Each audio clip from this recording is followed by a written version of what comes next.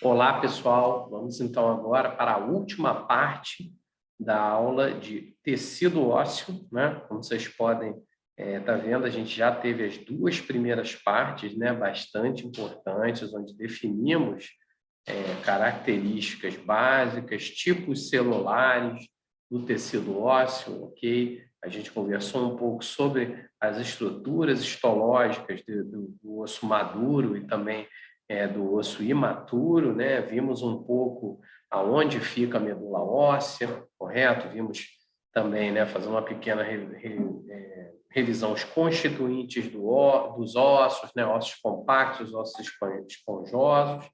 E agora, então, vamos nessa última parte da aula, vamos falar dos processos de histogênese, né? Geração de osso, histogênese óssea, a partir, então, aí da ossificação intramembranosa e a ossificação endocondral. A diferença entre os dois processos básica é que, enquanto a ossificação intramembranosa, você tem a formação de osso a partir de tecido conjuntivo diretamente, né, um tecido mesenquimal, né, um mesênquima se transformando direto em osso, e no caso da ossificação endocondral, desculpa aí o nome, endocondral, a gente tem a formação de um osso a partir de um molde de cartilagem hialina, ok? Então, isso que a gente está vendo aqui é basicamente o que eu falei: ossificação intramembranosa mesênquima direto para osso, ossificação endocondral mesênquima, um molde de cartilagem que é substituído por osso, ok? Então, a substituição do tecido cartilaginoso não é a cartilagem vira osso. As células da cartilagem morrem e no local onde as células da cartilagem morreram, elas são substituídas por osso, ok? Então, esse processo de crescimento e remodelação óssea, remodelamento ósseo, ele é a formação de tecido ósseo e reabsorção parcial de um tecido já formado.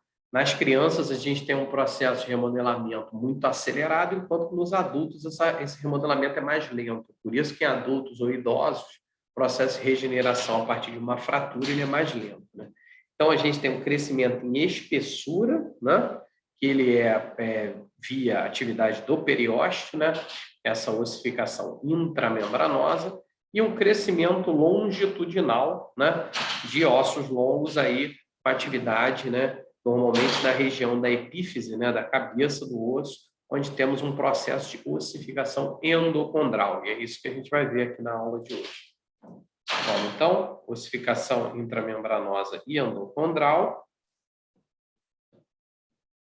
Aqui temos, né, no processo de ossificação intramembranosa, como vocês podem observar aqui na figura, aqui bem no meio, né, temos o osso já formado, né? Como eu falei para vocês, né, a partir dessas células mesenquimais, você tem em volta dessa região aqui, você tem os osteoblastos, né, secretando essa matriz, e toda essa região aqui avermelhada é a região em vermelho, né? E já tem então o osso em processo de mineralização. Então, o osso ainda mais escuro vai ser um osso mineralizado. Nessa foto aqui da direita abaixo, a gente consegue observar bem os osteoblastos, que são, como o nome já diz, células jovens, né, como já dito, que secretam essa matriz extracelular. No meio dessa matriz extracelular já calcificada, né, em processo de calcificação, os osteócitos, ok? Então, toda essa região aqui do meio, onde tem um processo de calcificação já acontecendo, é chamado de osteoide, tá?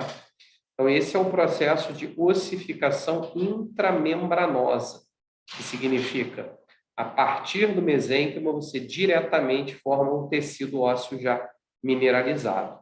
Aqui só mostrando para vocês um detalhe no tricônomo de Mallory, né? De Mallory, você tem um detalhamento aqui, uma estrutura da face, aqui a sua língua, né? Então, na cabeça de um feto, aqui um epitélio também estratificado, e bem na região onde a mandíbula, né, está em formação, a gente vê os ossos sendo formados a partir dessas espículas ósseas. A gente tem, então, aqui em BS, é o osso sendo formado, ainda em processo de mineralização. Em volta, a gente tem essas células aqui, que são células mesenquimais, ok? esse CT aqui são tecidos aqui conjuntivos, tá? Então, é isso que a gente está observando aqui, a mandíbula em processo de formação. Aumento maior, né? Mais uma vez, osteoblastos aqui em volta, né? A gente aqui consegue ver MC, são mesênquima cells, são essas células mesenquimais, e os osteoblastos bem aqui em volta, em azul, essa matriz óssea aqui sendo formada, tá? Então, em volta aqui novamente osteoblastos, vermelho, cada uma dessas células, e essa matriz aqui em azul sendo formada, tá? OC bastante grande, osteoclastos, né? Essas células grandes que também fazem um processo de remodelamento. Então, nesse caso, você tem tecido mesenquimal, diretamente formação de osso, ok? O outro processo, que é o chamado de ossificação endocondral, aquilo que a gente já observa é uma substituição de um osso longo, né? Aqui tem um molde de um osso longo, onde boa parte dessa estrutura ela é formada por cartilagem e, como eu falei, né, a partir do momento que você tem vascularização e inervação chegando nesse tecido, essas regiões aqui em vermelho mostram esses vasos, aqui também os nervos, né? A gente vê o quê? Esse crescimento do osso, né? A substituição da região onde a gente tinha cartilagem pela região onde a gente tem osso. Então, um osso aqui em desenvolvimento, você vê que o osso está aumentando de tamanho, até o momento que o osso maduro, a região da placa epifisária, né, toda essa região aqui de crescimento onde havia cartilagem, ela é substituída por uma região óssea. E é nesse local em que você tem o processo de crescimento, né, toda essa região na cabeça do osso, ok? Então, é esse momento em que a gente só tem osso, deixa de haver o crescimento do indivíduo, tá? Em detalhamento, esse processo de ossificação endocondral, né? É isso que a gente está conseguindo observar. O que a gente está vendo? A região de cartilagem hipertrófica, né? O crescimento dessa região. Aqui, novamente, toda a região onde tem o contato, né? De um osso com outro osso, com um osso inteiro em crescimento, cada uma das regiões em si aqui são regiões onde a gente vai ter cartilagem, né? Propriamente dito, e nessa região aqui é que a gente denota muito bem o processo de formação óssea, né? Aqui, e mais região mais escura é onde está sendo esse osso ainda neoformado, tá? Então, toda a região onde ocorre a morte programada das células da cartilagem, existe a substituição dessas células da cartilagem por células ósseas, ok? E aqui também a gente observa também o osso, né, já sendo formado na região externa, né, e assim por diante.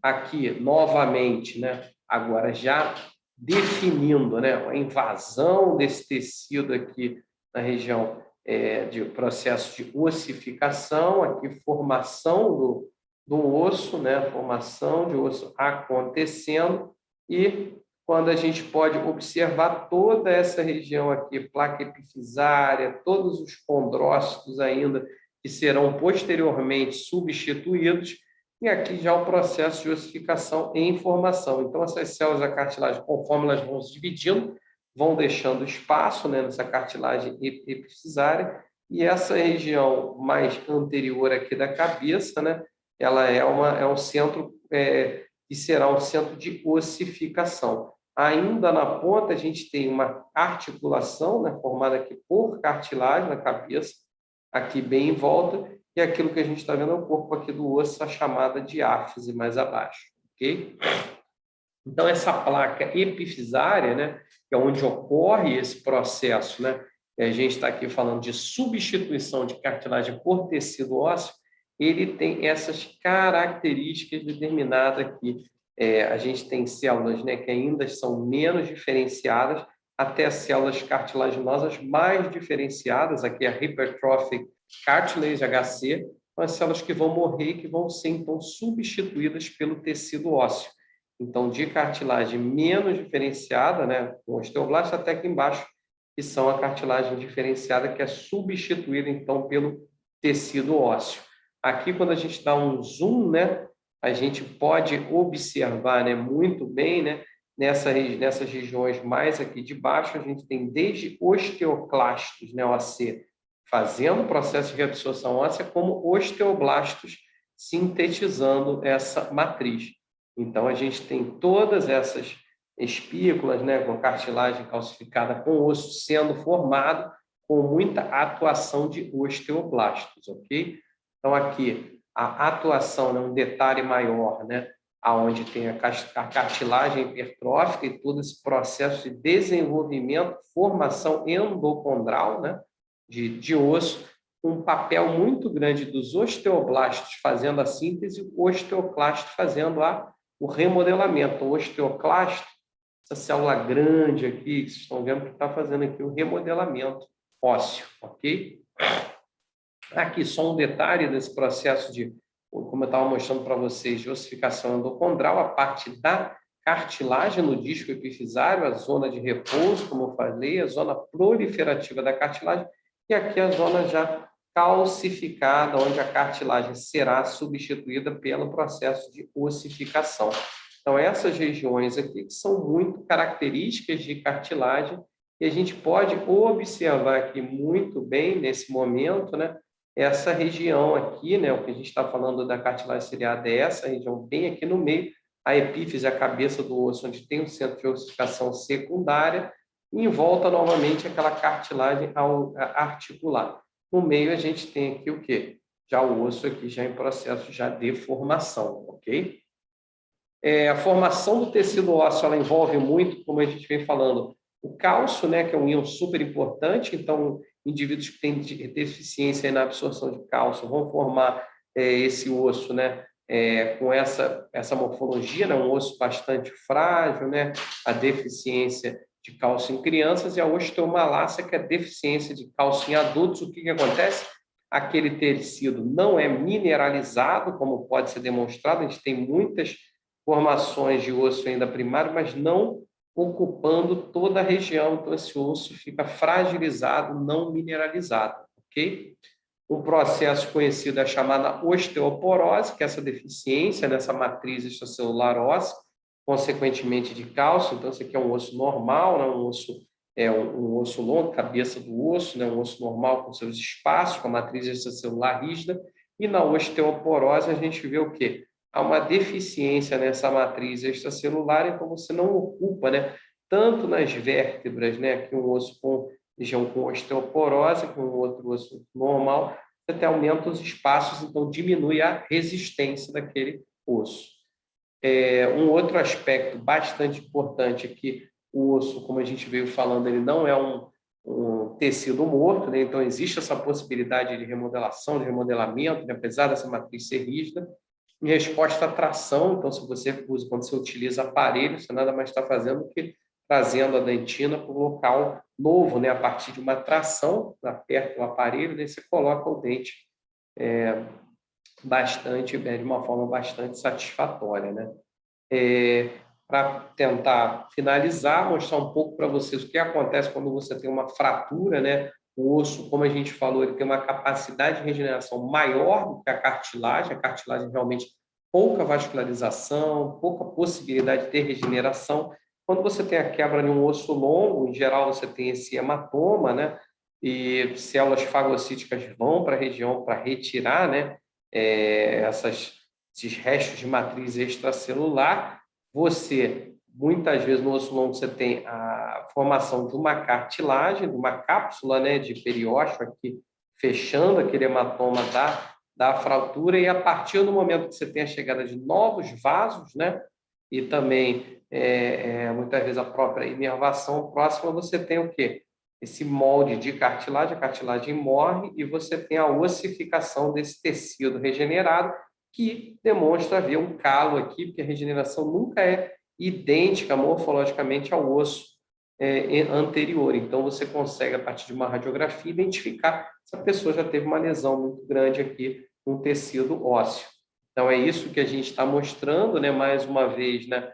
você tem o periósteo, né? Quando você tem uma lesão, a formação desse molde de cartilagem, como a gente viu no desenvolvimento, o osso primário anel formado com um calo, né? Com uma estrutura, e aí depois você tem essa fratura reparada no tecido ósseo secundário, já pleno, né?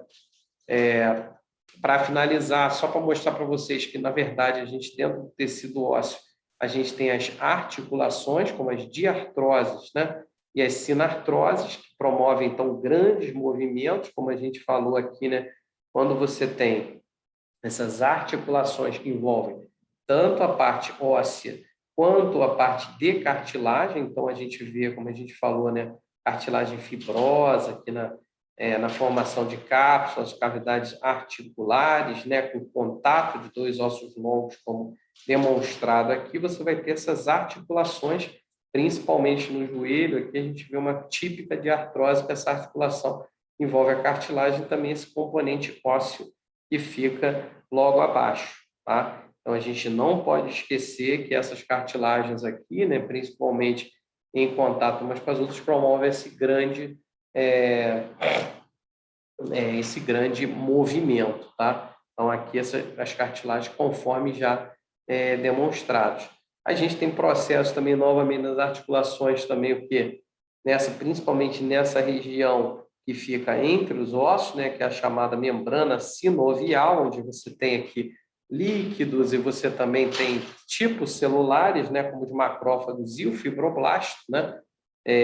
Nessa membrana sinovial, a gente tem muita matriz extracelular, é algo bastante irrigado, né, com fibroblastos, células parecidas com macrófagos.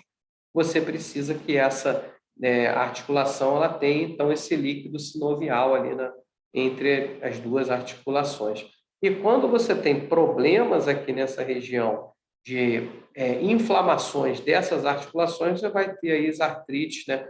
Tanto a artrite gotosa, chamada gota, ou artrite reumatoide, né, que pode também ser, no caso, aí uma doença autoimune, né, particularmente por problemas, né, nesse líquido sinovial que aqui se encontra, nas células, processos inflamatórios que ocorrem aqui nessa região do joelho, né? Então, aqui é uma articulação normal e aqui uma articulação de uma artrite reumatoide, então, com uma doença autoimune, ao invés de você ter aquele líquido com poucas células, você passa a ter linfócitos, você passa a ter macrófagos, você passa a ter vários tipos celulares, né, células plasmáticas aqui, trazendo nesse processo inflamatório, que nunca é um processo correto, né? Então, você tem que usar um anti-inflamatório, né, para você tentar tratar a artrite reumatoide, né?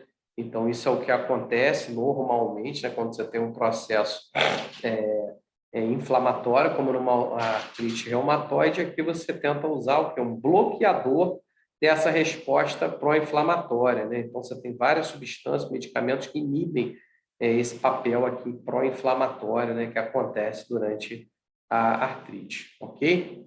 Então, essa era a última parte, espero que vocês tenham entendido, principalmente a diferença entre a ossificação intramembranosa e endocondral, principalmente relacionado aos tipos celulares envolvidos, a substituição pela cartilagem, no caso da ossificação endocondral, e a diferenciação direta a partir de tecido mesenquimal na ossificação intramembranosa. Então, mais uma vez, muito obrigado. Essa última parte aí de tecido ósseo, ok? Muito obrigado a vocês. Vou parar aqui a gravação. Só um segundo.